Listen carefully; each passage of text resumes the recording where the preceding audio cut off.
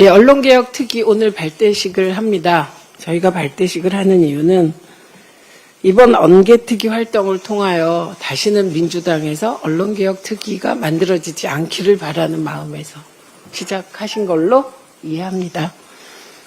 그리고 우리 모두는 어려운 거 잘 하고 싶지 않습니다. 갈등 있는 거 하고 싶지 않습니다. 그러나 언론개혁이 꼭 필요하다는 것은 이 자리에 계신 모든 언론인들도 다 동의하실 거라고 생각합니다. 특별히 몇 가지 쟁점 사항에 대하여는 충분히 소통하면서 그러나 빠르게 진행하도록 하겠습니다. 정청래 대표께서 3+1 개혁특위 만드시고 저희 언론개혁에 힘을 실어주시고 정말 진정성 있게 언론개혁을 위하여 같이 해주심에 정말 감사드립니다. 그리고 위원님 여러분 감사드립니다. 자문위원단도 감사드립니다. 네, 감사합니다. 이어서 특위 출범을 지시하고 또 이루어질 수 있게 힘을 실어주고 계신 정청래 대표님, 누구보다 우리 당에서 언론개혁에 진심이신 분입니다. 축사 말씀 청해 듣겠습니다.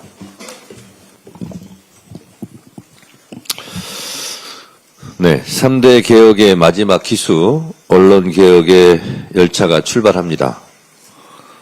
방송을 국민들에게 돌려드립니다. 언론의 폐해로부터 국민의 권리를 보호하겠습니다. 더불어민주당은 공영방송을 국민께 돌려드리기 위해 방송 3법을 추진했고 방송법 개정안이 통과해 언론개혁의 첫발을 떼려고 합니다. 그동안 보수정권은 공영방송을 정권의 전리품처럼 취급하며 낙하산 인사를 꽂고 방송을 장악해 신뢰도를 떨어뜨렸습니다. 이러한 일이 다시 발생하지 않도록 남은 2개의 법도 통과시켜서 개혁의 길을 뚜벅뚜벅 걷겠습니다. 이것은 방송을 장악하지 않고 공영방송의 사장을 낙하산으로 꽂지 않겠다는 이재명 정부의 어쩌면 기득권에 대한 포기 선언이기도 합니다. 언론은 권력을 감시하고 국민의 질문을 대신 전하며 권력의 사부와도 같은 기능을 수행해왔습니다. 그렇기에 국민의 알 권리 보장을 위한 언론의 책임으로 취재와 보도의 당위성을 가졌습니다. 그러나 일부 언론은 진실보다 당파성과 일부의 이익에 매몰돼 편파, 악의적 보도를 일삼는 등의 횡포를 지금까지 해왔습니다. 이제 공영방송을 넘어 모든 언론을 국민께 돌려드릴 시간입니다. 언론개혁으로 국민의 신뢰를 회복하고 국민의 눈높이를 충족시키는 정론직필의 언론 환경을 만들어야겠습니다.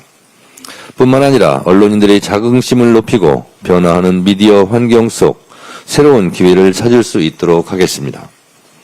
또한 언론의 자유를 보장하되 반드시 책임이 따르도록 할 것입니다.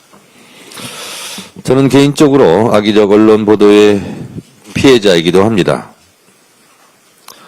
언론과의 법적 싸움도 해봤습니다. 그리고 양보하지 않고 승리하기도 했었습니다. 그 과정 속에서 정치인인 저도 많은 어려움과 힘듦이 있었는데 일반 국민들은 또 어찌 하겠습니까? 자유에 걸맞은 책임이 뒤따르지 않으면 언론의 자유 역시 성역일 수 없습니다. 더불어민주당은 언론의 자유는 확실하게 보장하고 그 책임 또한 무겁게 묻겠습니다. 언론이 바로 서야 나라가 바로 섭니다.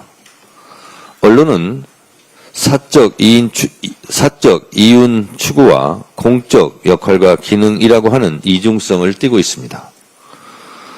공영 언론을 제외하고는 공적 언론의 활동을 통해 얻은 사적 이익은 사주의 주머니로 들어갑니다. 사주의 사적 이익을 위해 공적 기능과 역할이 흔들리면 언론 고유의 비판 기능은 편향과 왜곡으로 흐르게 됩니다. 이 점을 명확하게 구별하는 것도 언론개혁의 주요 포인트 중에 하나라고 생각합니다. 제가 20년 전 바로 이곳 이 장소에서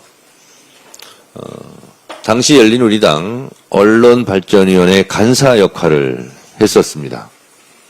그때 4대 개혁 입법 중에 하나인 신문법을 제가 대표 발의해서 통과시킨 바 있습니다.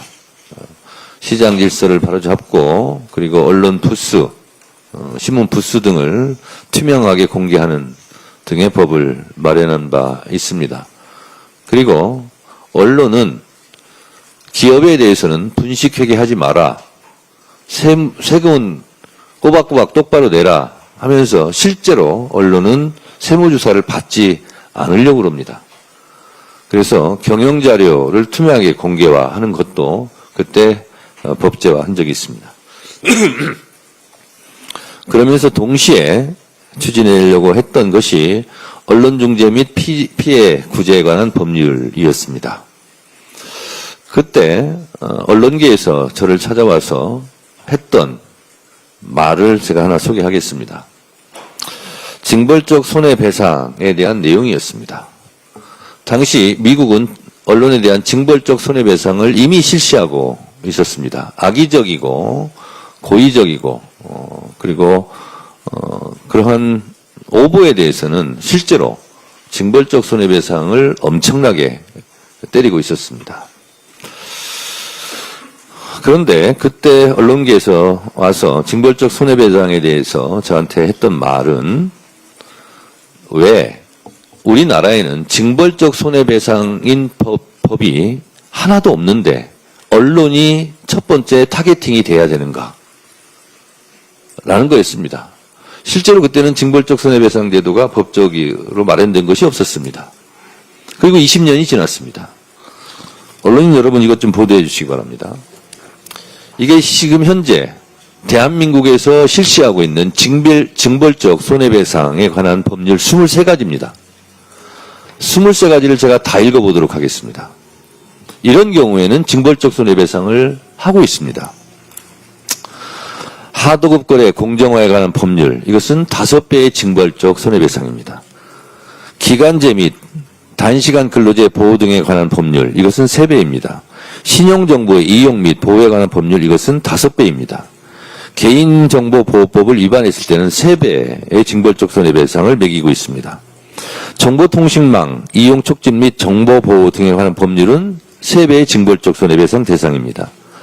대리점 거래의 공정화에 관한 법률은 3배의 징벌적 손해배상, 가맹사업 거래의 공정화에 관한 법률은 3배, 제조물 책임법은 3배, 공익신고자 보호법은 3배, 환경보건법 3배, 독립규제 및 공정거래에 관한 법률 3배, 부정경쟁 방지 및 영업 비밀 보호에 관한 법률 3배, 대규모 유통업에서의 거래 공정화에 관한 법률 3배, 대중소기업 상생협력 촉진에 관한 법률 3배, 특허법 5배, 상표법 3배, 디자인보호법 3배, 축산계열 회사 사업에 관한 법률 3배, 산업기술의 유출 방지 및 보호에 관한 법률 3배, 자동차관리법 5배, 중대재해 처벌 등에 관한 법률 5배, 근로기준법 3배, 게임산업진흥에 관한 법률 3배.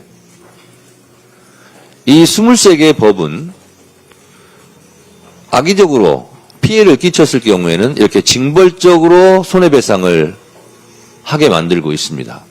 자, 그러면 20년이 지난 지금 제가 언론계에 묻겠습니다.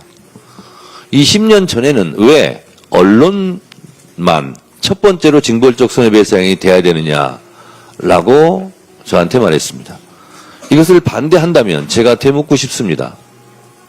언론에 대한 피해가 여기 나온 23개의 법과 이 분야, 업종보다 피해가 심하지 않은가?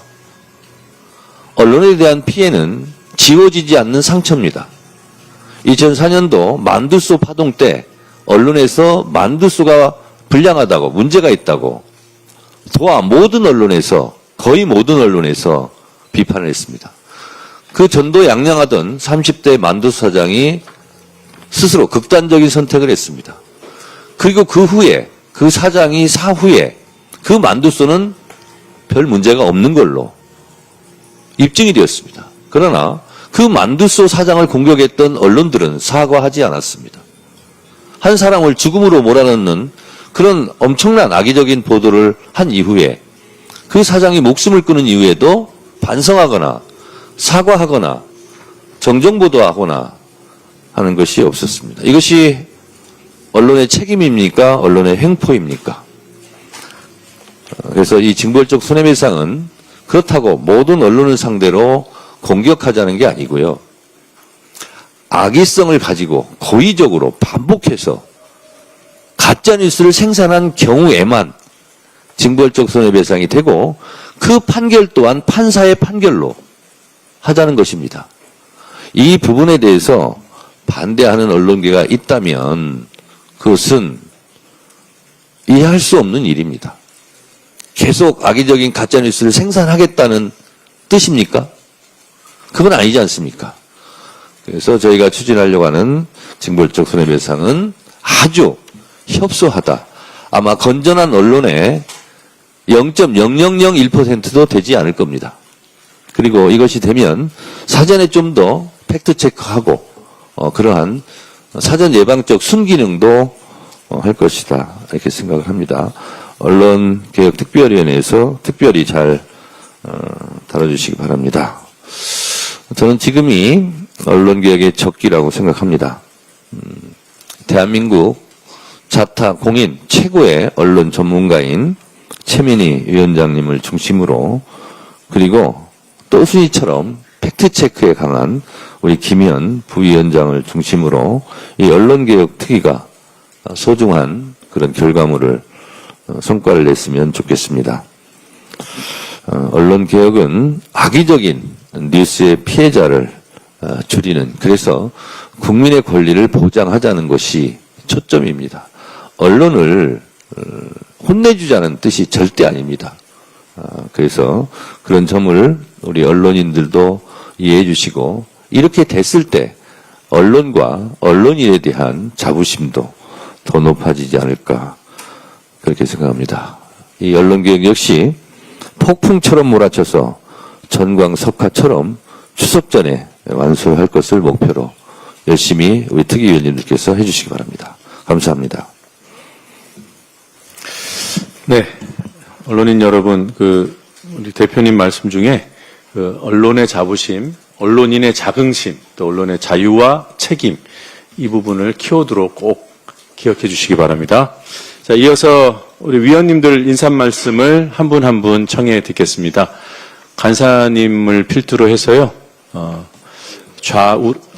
부위원장님을 필두로 해서. 네, 가방이 감사합니다. 네, 말씀 청해 듣겠습니다. 네. 2년 반 동안, 한국 방송은 상당 부분 훼손당하고 장악되었습니다. 지난 8월 5일 날 방송법 처리를 필두로 오는 21일 날 방문진법이 처리될 예정이고요. 그리고 22일 날 EBS 한국방송공사법이 처리가 되면 큰 산 하나를 넘게 됩니다. 방송 3법이 처리돼도 방통위가 정상화되지 않으면 제 역할이 될 수 없다는 점은 아마 이곳에 계신 언론인들이 누구보다도 잘 알 거라고 생각합니다. 그래서 제가 7월 28일 날 시청각 미디어 통신위원회법을 제정법률로 대표 발의했습니다. 방통위가 정치적 중립과 공정성을 되찾고 방심위가 유일임처럼 괴상망측한 사람이 또다시 나타날 수 없도록 인사청문회와 탄핵의 대상이 될 수 있는 법을 강화시켰다는 점을 말씀을 드리겠습니다. 또한 윤석열 정부에서 있었던 방송 장악으로 인해서 피해받은 분들과 피해받은 방송사 YTN과 TBS에 대한 국정조사가 반드시 이루어져서 YTN을 정상화시키고 시민참여형 지상파 공영 라디오 방송사인 TBS가 수도권 시민들에게 제 목소리를 들려줄 수 있도록 국정조사가 반드시 필요하다는 말씀을 드리겠습니다.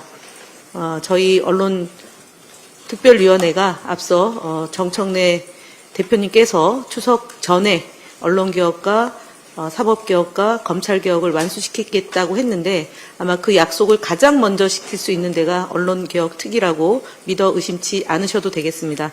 저희가 하는 일이 이 제대로 보도될 수 있도록 언론인 종사자분께서도 협력 부탁드리고 혹시 궁금하거나 필요한 것이 있다면 우리 위원장님과 간사 또 저를 포함해서 여기 계신 위원들께 반드시 취재 후에 기사를 써줄 것을 당부 말씀드리겠습니다. 이상 마치겠습니다.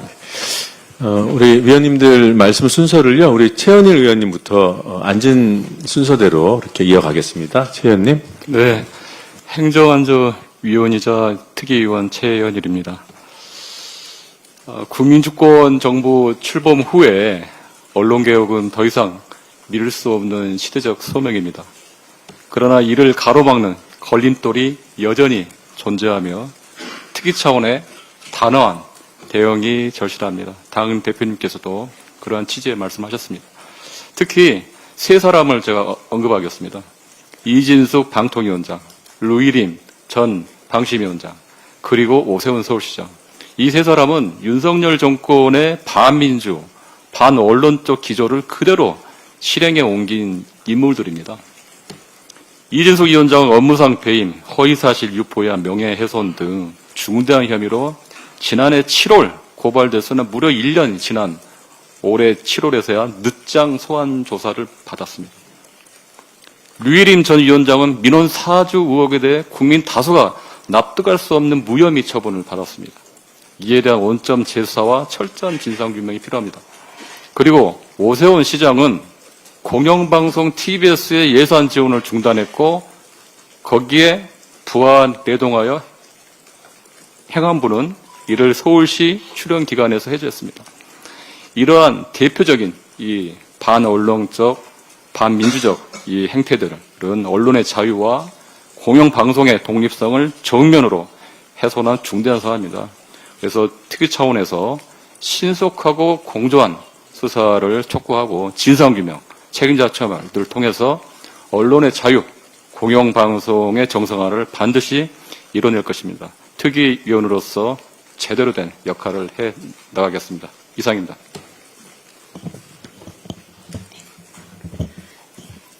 예, 반갑습니다. 과방위 소속 이주희 의원입니다. 당 언론개혁특위에서 함께하게 되어 영광입니다. 저는 유튜브 허위조작 정보 대책 파트를 맡았습니다. 유튜브는 국내 모바일 앱 시장 1위로 지난해 초 카카오톡 사용자 수를 이미 넘어섰습니다. 특히 뉴스 시사 관련 영상을 볼 때도 우리 국민들이 가장 많이 이용하는 플랫폼이 유튜브이다 보니 최근 유튜브를 통해 허위 조작 정보가 무분별하게 전파되고 있어 큰 우려를 낳고 있습니다. 국민들 81.4%가 가짜뉴스 심각성에 동의하고 있을 정도로 유튜브를 통해 유통되는 허위 조작 정보로 인한 피해는 상상을 초월합니다. 이미 유명 유튜버에 대한 협박, 허위 루머 사건을 비롯해서 고인이 된 유명 배우와 가수 등도 가짜뉴스에 피해를 입었다고 알려지고 있습니다. 이재명 대통령께서도 얼마 전 국무회의에서 영리 목적으로 가짜뉴스를 뿌리는 유튜버에 대해 법무부가 징벌적 배상을 포함한 대책을 검토하라고 언급을 하신 바가 있습니다. 전문가와 시민사회도 유튜브가 수익 창출이 되는 플랫폼이라서 자극적, 선정적 콘텐츠를 생산하는 유인이 존재하고 그래서 책임이 더 강화되어야 한다는 의견을 제시하고 있기도 합니다. 실효적인 대책 마련을 위해서 현재 관계부처 전문가, 시민사회의 목소리를 종합적으로 듣고 있습니다. 국민의 의견을 수렴하여 추석 전 성과를 낼 수 있도록 노력하겠습니다. 감사합니다. 오늘 불참하신 위원님 가운데 임미애 의원님께서 꼭 대신이라도 말씀을 전해달라는 게 있어서 저는 일단 임미애 의원님의 말씀을 대독하겠습니다. 대구 경북의 목소리 임미애 의원입니다. 저는 지방 언론의 편향된 행태에 대해 한 말씀 드리고자 합니다. 지난해 4월 총선 당시에 대구 경북 주요 언론인 매일신문은 사전투표 하루 전인 4월 4일 내로남불 기득권 좌파에 가면 심판의 표로 벗겨야라는 제목의 기사를 일면에 대대적으로 내보냈습니다. 그리고 이어서 다음 날에는 국민의힘의 사전선거 동료 현수막 사진만을 일면에 부각해서 내보냈고 같은 날 구면에는 민주당의 현수막 사진을 실으면서 부정적으로 기사를 내보냈습니다. 이러한 기사 보도 행태에 대해서 민주당 등은 언론중재위에 제소하고 편파 보도에 대해 사과를 촉구했고요. 언론중재위가 그나마 다행으로 정정 보도하라는 직권 결정을 했습니다. 그런데 이미 한 달이 훌쩍 지난 시점에 정정 보도문이 보도가 됐으나 그 보도의 해악과 효과는 이미 선거에 영향을 미친 뒤였습니다. TK는 보수의 심장이다, 안 바뀔 거다 이런 이야기가 있지만 대구 경북의 왜곡된 정치 지형을 만드는데 지역 언론의 행태가 상당한 영향을 끼쳤고 책임이 있습니다. 잘못된 정보를 지속적으로 전달하고 왜곡하는 일들을 지역 언론이 하고 있으며 그러다 결국 선을 넘은 것이 조금 전에 말씀드린 매일신문의 언론중재위 제소 건입니다. 언론개혁 논의에서 지방언론개혁 논의는 매우 중요합니다. 언론개혁특위위원으로서 지방언론개혁을 위한 활동을 열심히 해보겠습니다. 이상 임미애 의원의 입장이었습니다. 예, 다음 우리 한민수 의원님. 저는 간사기 때문에 알겠습니다. 비중 있는 입장 발표가 있을 겁니다. 기다리십시오. 네. 예, 한민수입니다. 1998년도 집권한 김대중 대통령은 검찰이 바로 서야 나라가 바로 선다고 했습니다. 그리고 27년이 지났습니다. 어떻게 됐습니까? 검찰이 바로 섰습니까? 검찰 독재 정권이 들어섰죠. 그리고 윤석열 정권은 실패했습니다. 국민으로부터 쫓겨났습니다. 그리고 윤석열, 김건희는 이제 법의 심판만 앞에 두고 있습니다. 저는 지금은 언론이 바로 서야 나라가 바로 선다고 봅니다. 많은 국민들이 기억하고 있습니다. 지난해 12월 3일 위헌적 불법 계엄이 일어났던 내란 직후 무슨 일이 벌어졌습니까? 언론 매체를 가장한 사회 독극물이 퍼졌습니다. 선거연수원에 중국 스파이 99명이 있었고 미군이 체포해 갔다. 그런데 이 말도 안 되는 악의적 왜곡 보도가 퍼졌습니다. 인용됐습니다. 말이 됩니까? 다시는 이런 일이 없어야 됩니다. 언론이 바로 서야 나라가 바로 섭니다. 저희 언론개혁특위는 철저하게 국민적 시각에서 국민의 관점에서만 바라보겠습니다. 꼭 개혁을 이뤄내 우리 언론 노동자, 저도 언론 노동자 출신입니다. 언론이 자유를 누리고 언론 노동자가 품격을 유지하고 우리 국민들이 언론 자유를 누릴 수 있도록 하겠습니다. 고맙습니다. 네, 이강혁 위원님. 안녕하십니까.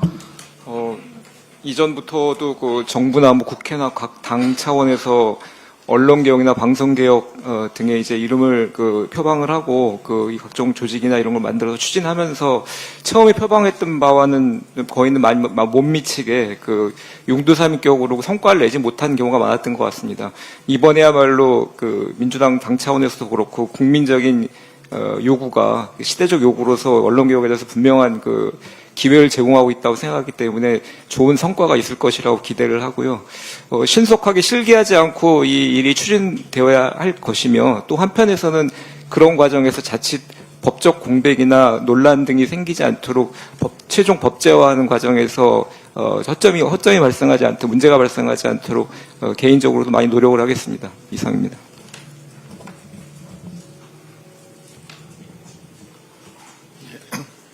예.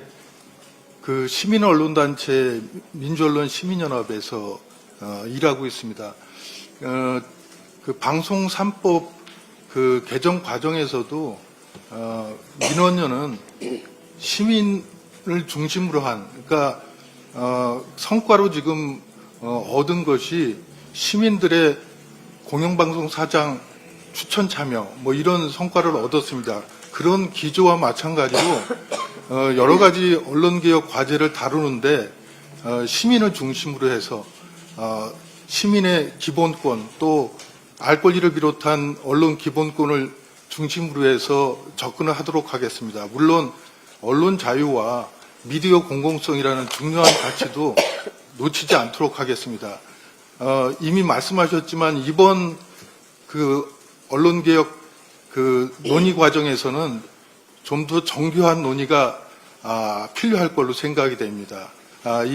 이 논의가 입법으로 연결된다면은 법안을 기초하는 과정에서 좀 더 정교하고 다양한 요소들이 입체적으로 점검되는 그런 과정이 있었으면 합니다.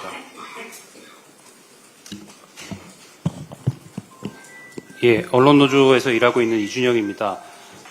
우선 집권 여당인 더불어민주당에서 책임감 있는 태도로 방송법 개정안 통과 성과를 내주신 것에 대해서 감사하다는 말씀을 먼저 드리고 싶습니다.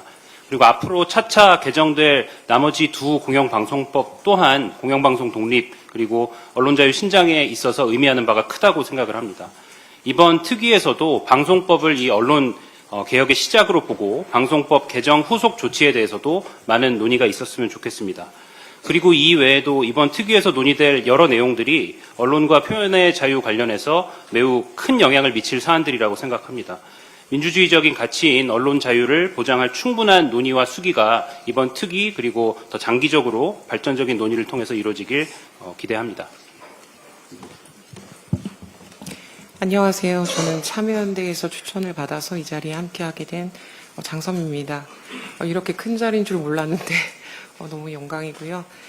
저의 전공은 헌법이라서 저는 표현의 자유의 어떤 헌법적 차원에서 지금 어디까지 무엇을 보장해야 되는지 이거에 대해서 좀 더 심각하게 고민하면서 뭔가 자문할 부분이 있으면 말씀드리고 싶고, 아까 말씀해 주신 부분들 중에서 유튜브 같은 이런 플랫폼, 그래서 표현을 담고 있지만 자신만의 독자적인 수익 활동을 하는 이런 플랫폼을 언론 차원에서 어떻게 볼 것인지, 예를 들어서 플랫폼이 알고리즘을 통해서 또 다른 콘텐츠를 추천하는 것은 자동화된 의사결정이라고 볼 수 있는데, 이것을 플랫폼의 표현 행위라고 볼 수 없다면 과연 어떤 방식으로 접근해서 규제할 수 있는지, 이런 것을 좀 더 진지하게 고민해 보고 싶고요.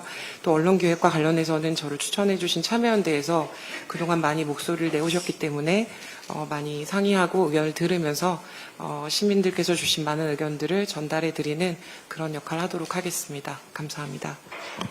네, 위원님도 감사합니다. 지금 들으신 대로 우리 위원회에 참여하고 있는 여러 위원님들의 고민, 그 다음에 노력들, 또 위원회 밖에 우리 학계나 현업, 또 시민사회단체의 여러 의견들을 수렴하고 또 토론을 거쳐서 아마 개혁의 성과로 나아가는 그런 과정이 여러분께 보고될 것이라고 생각합니다. 간단하게 우리 특위가 앞으로 어떤 과제를 두고 활동할지 그 과제의 그런 그 분야에 대해서만 간단하게 말씀을 드리겠습니다. 우선 방송 3법 이제 나머지 두 개의 법안까지 통과가 되고 나면 그에 따른 여러 가지 후속 조치들이 필요할 겁니다. 상황을 점검하고 필요한 조치를 취하는 일. 또 하나는 방통위와 방심위를 정상화해야 한다는 그런 과제가 있고요. 또 방송 장악에 따른 구체적인 방송사들의 그런 피해들, YTN과 TBS 등의 피해를 어떻게 구제하고 정상화할 것인가, 이것도 중요한 과제이고요. 그리고 징벌적 손배를 통한 이 악의적 오보에 대응하는 문제, 언론중재법 개정을 통한 그런 개혁 시도, 이것도 중요한 과제로 저희가 바라보고 있습니다.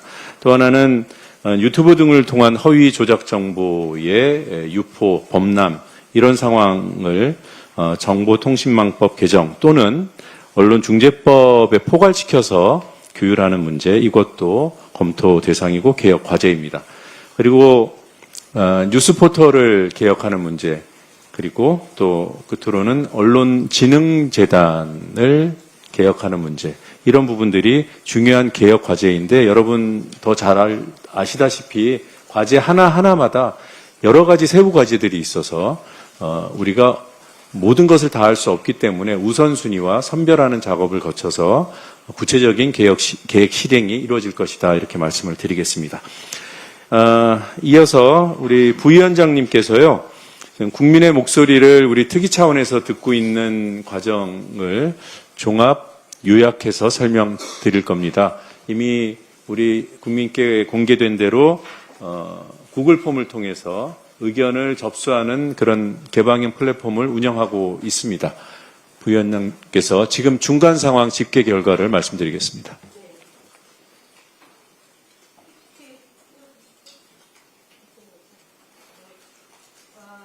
지난 8월 10일부터 13일 동안 대국민 설문조사를 실시했습니다. 위원장님의 지시에 따라서 진행된 것입니다. 그래서 종합적으로 검토한 결과 가장 중요한 언론개혁의 의제와 언론개혁 관련 의견 제안을 받았습니다. 1,193명이 참여했습니다. 다음 넘겨주시기 바랍니다. 저희가 국민의 뜻대로 언론을 개혁하겠습니다. 공정하고 책임 있는 언론 생태계를 구축하고 언론 개혁 의제에 따라서 국민들에게 의견을 제안했고 그 결과를 받았습니다. 유튜브 언론 조작 정보 대책 마련하라는 의견, 그 다음에 윤석열 정권 방송 장악 사후 처리, 포털 사이트 개혁, 방송 3법 사후 개혁 작업을 하라라는 거고요. 언론재단 개혁 과제, 그 다음에 언론중재법 개정, 이렇게 6가지 언론 개혁 의제에 대해서 국민들이 어떤 생각을 하는지 한번 보겠습니다. 네, 가장 높은 참여율이 높은 퍼센테이지가 40.7%로요. 윤석열 정권에서 방송 장악했던 것을 사후 반드시 처리해 달라는 요구입니다. 다음으로 유튜브 허위 저작 정보 대책 마련이 36.4%입니다. 그리고 방송 3법 사후 조직 작업을 해달라는 요청이 6.4%고요. 그 다음에 포털 사이트 개혁해라는 게 4.4%, 그리고 언론재단 개혁이 3.2%, 언론중재법이 2.8%입니다.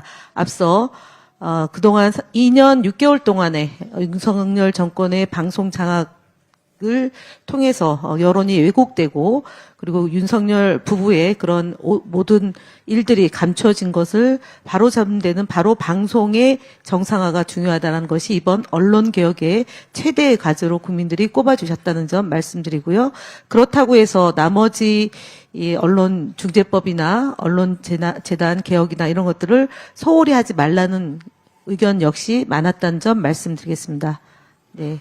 그래서 저희 이 언론개혁 특위는 국민의 뜻대로 언론을 개혁하겠고, 언론에서 관심 갖고 있는 모든 영역에 대해서 저희가 함께 소통하면서 이번 정청래 대표 체제에서 3대 개혁과제 중에 민생 최대 입법이 바로 언론이 바로 정상화되는 것다라는 그런 국민들의 요구를 수용해서 이를 처리해 나가겠다는 말씀 드리겠습니다. 감사합니다.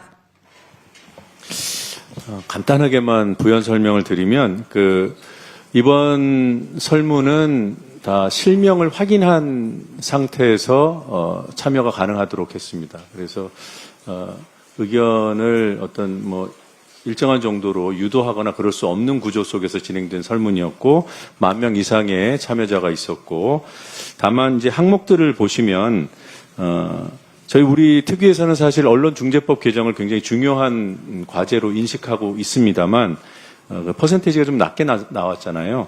근데 40% 가까이 나온 유튜브 허위 조작 정보에 대한 대책 마련, 이 의견 안에 언론에 의해서든 무슨 SNS나 유튜브에 의해서건 또는 일반 개인에 의해서건 이루어질 수 있는 그런 허위 조작 정보, 가짜 뉴스라고 일컬어지는 그런 해악들에 대해서 막아달라라는 요구가 이렇게 다 걸쳐 있는 것이 아닌가, 그렇게 이해하고 있고요. 필요한 경우에는 언론중재법 악의적 오보 대응에 대한 필요성만 별도로 여론을 다시 확인해보는 작업이 이루어질 수 있다, 이런 말씀을 드리겠습니다. 네. 네. 유튜브 환경이 활성화되다 보니까 유튜브에 대한 의견이 상당히 20년 전에는 없던 일입니다. 저게 20년 전에 유튜브가 없어서. 지난번 우리 문재인 정부 때 징벌적 손해배상 이 부분을 놓고 옥신각신하다가 그때 못했는데요. 그때 사실상 여야 언론계에서도 합의했던 중요한 부분이 정정보도 시 동일지면 동일시간 동일분량으로 해라. 그러니까 예를 들면 일면 톱으로 오보를 냈고 거기에 대한 피해가 있는데 그걸 정정 사과 보도할 때는 뭐 30몇 면 오른쪽 귀탱이 안 보이는 대로 가고 그럼 실제로 효과가 없기 때문에 동일지면 방송 같은 경우는 동일시간 동일분량의 원칙에 따라서 정정 사과를 하라. 이 내용도 굉장히 중요한 내용인데요. 그 부분은 그 당시에도 문재인 정부 때도 큰 반대나 논란은 없었습니다. 그래서 이런 부분도 굉장히 중요하다라는 말씀 드리고, 우리 언론개혁의 과정 속에서 실제로 언론으로부터 부당하게 표적이 돼서 공격을 많이 받습니다. 국회의원들이. 그 장본인이 접니다. 그래서 당 차원에서는 언론개혁특위위원들을 지원하고 그런 부당한 공격으로부터 보호하고 하는 일도 당 차원에서 하겠다라는 말씀을 드리니 안심하고 할 일들을 하셔라. 최민희 위원장 하고 싶은 거 다 하세요. 네, 감사합니다. 못 가시고요. 사진까지 다 찍고 지금 하신 말씀 책임지신다는 의미로 사진까지 다 찍고 가셔야 되고요. 우리 기자님들 궁금한 것들 제가 간사로서 언론 소통 창구 역할을 하기로 돼 있으니까 하시라도 연락 주시고요. 필요하시면은 와서 브리핑 하라 그러시면 제가 어디든 달려가서 브리핑도 하겠습니다. 네, 그렇게까지 말씀드리고 이제 마무리 들어가겠습니다. 먼저 사진 촬영하겠습니다. 참석자 여러분들께서는 앞으로 다 나와서 서서 사진 촬영을 하겠습니다. 촬영 진행은 누가 하시죠? 제가 하겠습니다. 네. 지침을 주세요. 네. 의자를 빼나요? 네, 빼고 촬영. 네.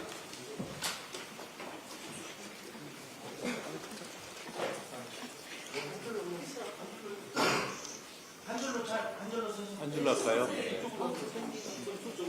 이쪽으로 들어오시죠. 아, 손 잡아요? 네, 그럼 촬영하겠습니다.